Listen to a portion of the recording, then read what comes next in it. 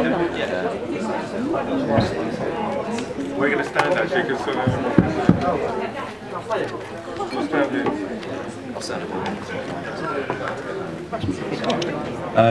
Okay, thanks for sticking around, everyone. I'm going to welcome back Seth, the director of the film. Seb, sorry. Yeah. Long night. So we're going to welcome back Seb, and I'll let Seb introduce the people who are up here now. Seb? Well, I think everyone's figured out who's here now. And then most people know people here, so yes, Alan, George and Marlon. Colin couldn't be here tonight, unfortunately, but there we go. So do you want to just say a little bit about why you wanted to make this particular film, why this story, and how you found it, and how the project came about? Well, I started, it actually started because I was researching for a short film, because I've been making short films. And I'm also an editor by trade, so I wanted to move into directing. And I had an idea, an Islington story about a young boxer and someone who did something very different. Two very different people, and so I thought I'd do some research. So I went to the club and met Alan on that day, and they were incredibly welcoming. So I said, "Well, look, can I hang out?" And you said yes, that's fine. And then you called me a couple of days later and said George is in the final of the junior novices it was at the time, and would I like to come and film that? So I said, yeah, sure. So I headed off. Where is it? I said, and what did he say? Manchester, you were in. So the next morning I was in a car on the way to Manchester. And that was the first shoot. And then I was hooked, really. I just thought, you know, this is going to be a good story. I'm going to film it instead. And what is it like for all of you working in the amateur boxing world to be being filmed over the course of a number of years? Did it change how you did your job? Yeah, what was it like being part of a film? I would probably say it was like hard getting used to. First of all, like, you know, used to just talking, but then no, at first it was like hard. Fucking it was funny hearing your voice. I feel like it's a screen on or something. Yeah. First of all, it was like hard, you know, having a camera in your face like 24/7. Well, not 24/7, but just constantly. And then yeah, after a while, I think it was like after a couple of months, you just kind of got used to it after a while, weren't it? So. It's like having a pimple on your bum. Well, I want to say thank you to everyone for coming. We really appreciate it. I'm sure we can. I can speak for everyone here. And my mum's down there as well. She does everything for me. She was in the film a lot, but she didn't get the credit she deserves. So, but with the film, I forgot the question. Just what it was like actually being in a film, and did it change you? Obviously, your boxing. Did you feel affected by it? I suppose. It was quite hard at first because I was quite a shy kid, as you could probably see. That I didn't really like having a camera around me, or I didn't want people to think that I was like a flash kid or whatever. You know, so I'd kind of take it in my stride, and my dad was always telling me, "Come on, do it. It'll be good when it comes out." Obviously, for this day, you know. But you know, now they've turned me into a diva. So you know, it's been a good experience. Yeah, a great experience for me, especially having. Is it working? Yeah, it's just a little closer. Especially having talk into it. I'm trying to. Let's hold it a little closer. I'll sing a song. No, it was good. Like, being with these two, I couldn't have asked for anything better. You know, we just both exceptional boxers, exceptional kids. And yeah, I enjoyed every minute of it. It was nervous at first because, you know, when you got that camera in your face, it's just like you get tongue-tied really. You just forget what I kept saying. You said, then like, what was I got to say? I didn't know what to say. I just kept forgetting everything. But as you see in the film, it all turned out all right in the end. So yeah, it was a good thing. Enjoyed it. And you had an unusual amount of access when making the film, didn't you? I mean, it feels like we see areas of the boxing world that maybe you don't get to see on screen very much. Just when you talk about sort of, Yeah, did sure. it feel unusual in that way for you? Well, quite early on I went to the ADA and said that I wanted to do this film, partly because you have to, because it's under their jurisdiction. So, and there's a lot of, you have to have a CRE form because there are a lot of these people are underage. So, you know, there's just some hoops you have to go through. But they were incredibly welcoming actually, and And they said yes, and Keith Walters said yes, go where you like, do whatever you like. You notice that actually when you move around the country, and you say I said Keith Walters said I could shoot, they go, well, that hasn't been anything. This is our jurisdiction. But generally they were fine. It was after the England-Scotland match actually that you could see that that we caught something on camera with Keith, obviously not liking what's going on. And soon after that, actually, then all my calls went unanswered. So it went from very friendly, and I understand that, you know, it was a difficult position for them to be in. So it changed quite rapidly, I mean, quite dramatically, very quickly. But, you know, by that point I've been with them for 3 years. So yeah, so, you know, they were open in the beginning, very open, yeah. And obviously the story's got a very important local connection, important sort of ties to East London. How important for you was that sort of side of the story? Well, it was important really because I wanted to sort of do something other than editing, and for me, I had to do it on the weekends, and this was all done on, you know, in the evenings, weekends, and then when it came to the editing, it was the same situation. So having a story where I could literally get a phone call from Alan and say we're doing this, I could drop the camera, I mean, I could pick up the camera and go and do it. So in that sense, it was the only thing that was possible. But as I said earlier, you know, I wanted to do an Islington story because, you know, that's what they say when you're writing scripts or something. Is, you know, start close to home. So really, it's the beginning of a process for me. Has anyone got any questions? I'd like to say something. I think you've done a really good job, thanks to you and the other three there. It's very enjoyable. Thanks very much.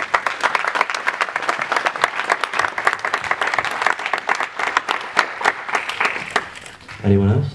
I'd like to know if Marlon enjoyed that cake that you had. Oh, yeah. Especially now that I've stopped boxing, I could just have all the cake in the world. So. Right, that's a serious question, Marlon. Why have you stopped boxing? The reason why I stopped boxing was it just got to a certain point where I can remember it like it was yesterday. I went for a run. It was a good while. I mean, me and George was going to box in for Ireland. And I remember I couldn't run for, I think, like a good 2 weeks. And I thought, that's not like me, because you know me as well. I like to go for runs. I'd do it all the time. And then, yeah, I just couldn't get myself. Then I would probably get myself up in the morning and think, what run am I going to go on? And I'll just literally just, like, it would drive me mad. I'll be walking up and pacing up and down my house 2 hours, thinking, what run am I actually going to go on? And then I would end up going on a run. So that's one thing that just killed it straight away. You know, as you know as a fighter yourself, you've got to be able to run, you've got to be able to do that as part of your training to prepare to fight.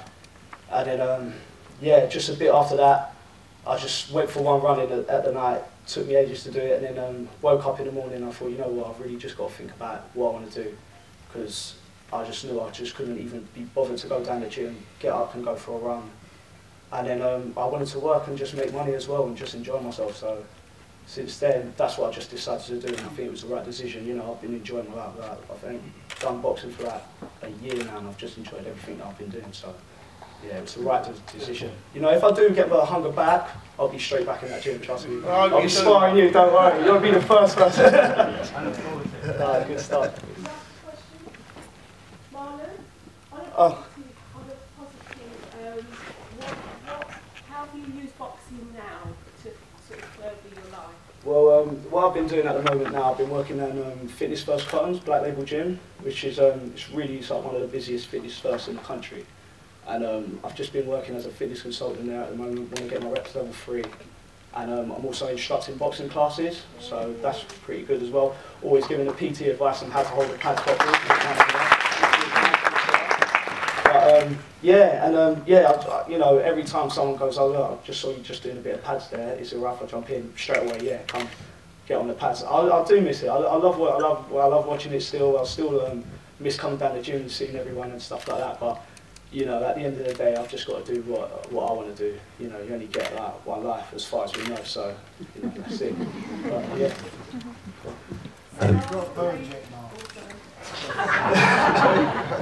Yeah, I have actually. That's why you're speaking like that. That's why I'm boxing. Hey. Anyone else? Yeah, Seb, I wondered if you found it difficult being the editor and I'm a director, in trying to tell the story, if you kind of look at our scriptivity that you normally have is seeing it from the editor's point of view, because you're so close in the story. Yes, I mean, editing and directing. Well, the hardest thing is, I mean, shooting this film, I ended up with, it must have been 100 shoots that we did. And, I mean, I tried to make it easier by, I bought a camera with the new cards, they record onto card, and they had a limit of 40 minutes, so I decided that I would only shoot 40 minutes on any shoot, and then that way it would limit, but I still ended up with a lot of footage.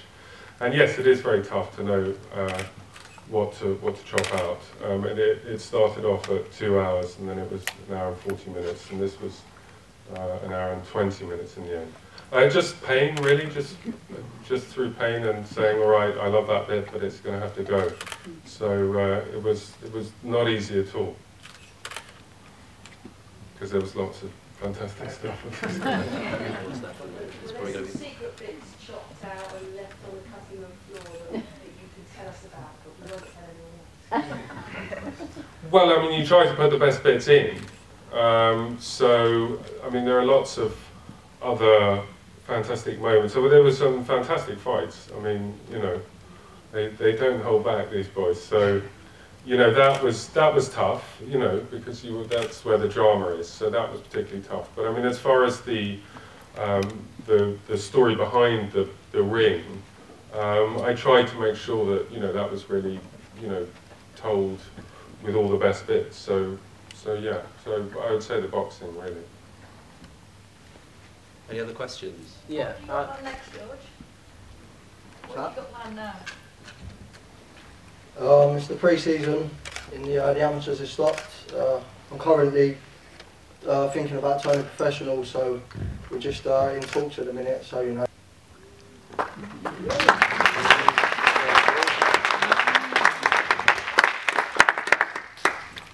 Any more? Will there be a part 2 to the film? Well, yes. Well, there'll be a part 2, yes. Well, I was talking about that. But yes, I mean, if George is going to go professional, I mean, I'm certainly open to the possibility. I mean, I'm sure a lot of people in the room know that the amateur world and the professional world are so unbelievably different that, you know, that would be a very different film. So I don't know yet, in answer to your question, but it would be interesting. My manager know first. I've got questions. Marlon's dream was quite vivid in the film, because, you know, the leading on floor with selfies on. George, what does the dream look like to you? The dream to me is, I believe that everyone in life has their calling. You're put on this earth for something, and mine is to help people. And I know that by being a success in boxing, I can help people to achieve what they want or inspire people. So whether it's little kids, adults, or anyone, you know. So I believe my dream is to inspire the young kids and, you know, maybe adults alike as well, and yeah, get everyone getting to their full potential. So that's the dream, and being rich.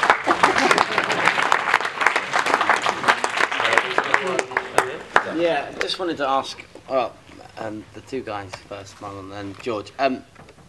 How much advantage do you think you got from being filmed and the kind of additional focus it gave you for your kind of fights and your preparations over the other guys who weren't being filmed and in the gym? And because a lot of boxers, you know, they lose their way a lot of the time, and I think maybe the filming kept you focused and kept you on the right path a lot more than maybe a lot of the other boxers who are very good and dedicated for shorter periods. So how much do you think the film helped you obviously succeed as far as you guys did?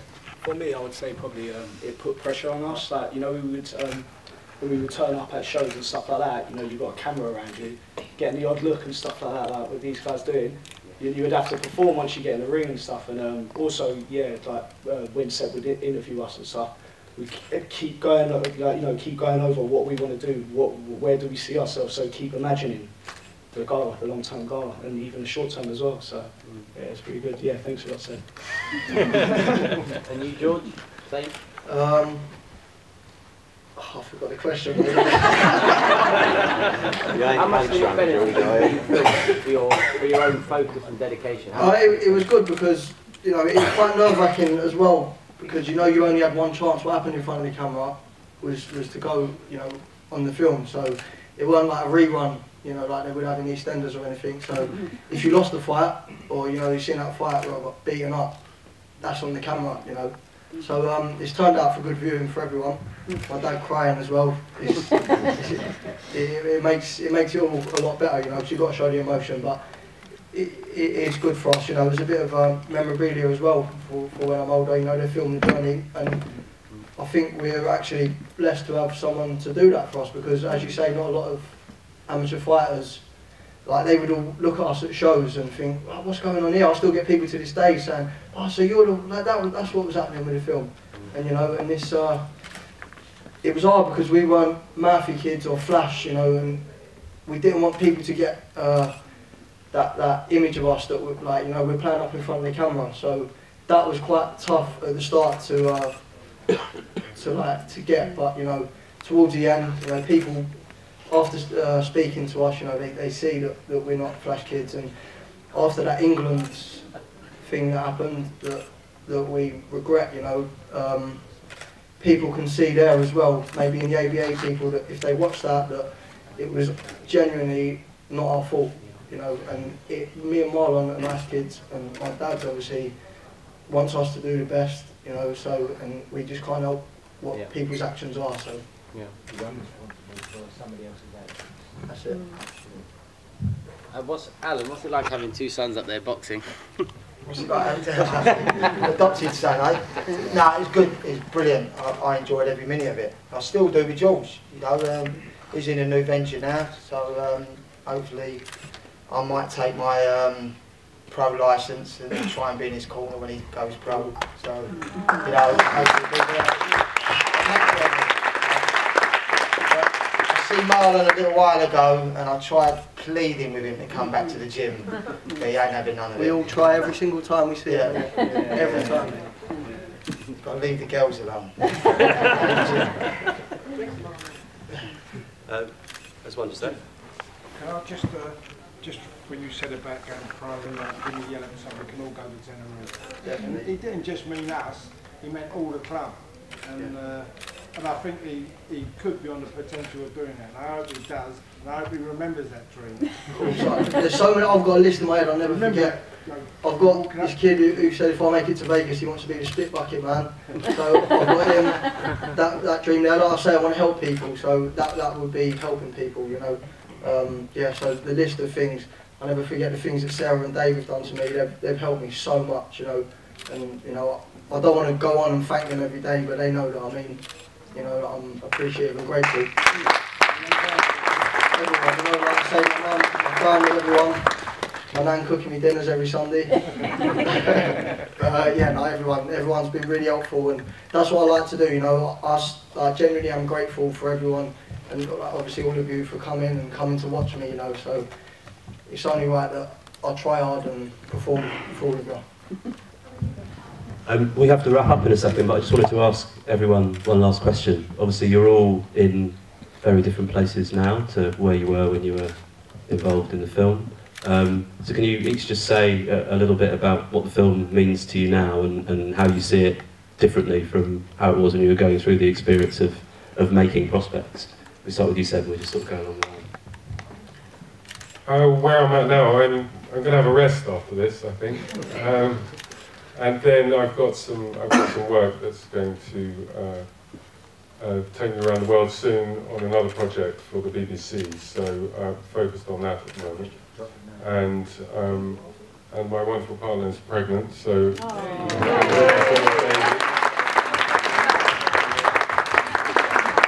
so that's sort of what's on my plate at the moment. So you know, I'm not thinking too far ahead.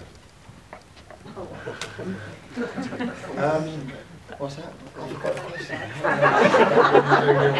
Just how you feel seeing the film now. What does it mean to you looking back? And well, obviously it meant a lot to me.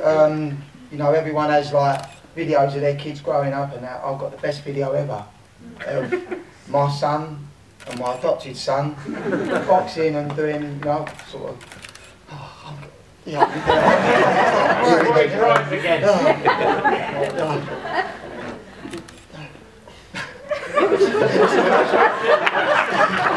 I'm a good boxer, I promise. How you feel now seeing the film, looking back on that experience, what the film means to you?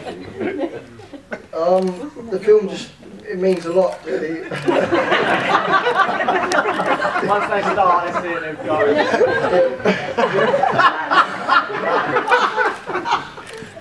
Yeah, no, it just... What are you drinking, George? It just means a lot, that red wine.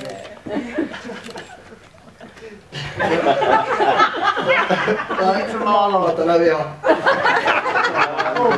Marlon, what was the question? I guess the question was, how do you see prospects now? Yeah. Is that right? Yeah. See, they've got to stop boxing. I will be in the same position. It's good. It's good. I think what I liked about it is it helped me to look over and reflect it and see what I've done. So I'll say that's pretty good. So yeah. Right. Yeah, like I say, like he says, it's good to reflect and know the journey that we've been on. Because sometimes when we watch things in there, we forget about what happened, and there's a lot of filming and footage that we've had, a lot of ups, the highs have been so high, but the lows have even just been just as bad, just as low. So boxing is just a journey, and like I always tell everyone, the journey's, one journey's ended, the other one's starting. So it's good to look back at that, to wrap that up kind of thing. And when I'm a pro, obviously my journey will be on telly as well, fighting for titles and what. So my second journey will be on telly as well. So. Right, give a big round of applause to Seb, Alan, George and Marlon. Anyone wants to ask any questions outside, if you're too afraid, we'll be out there.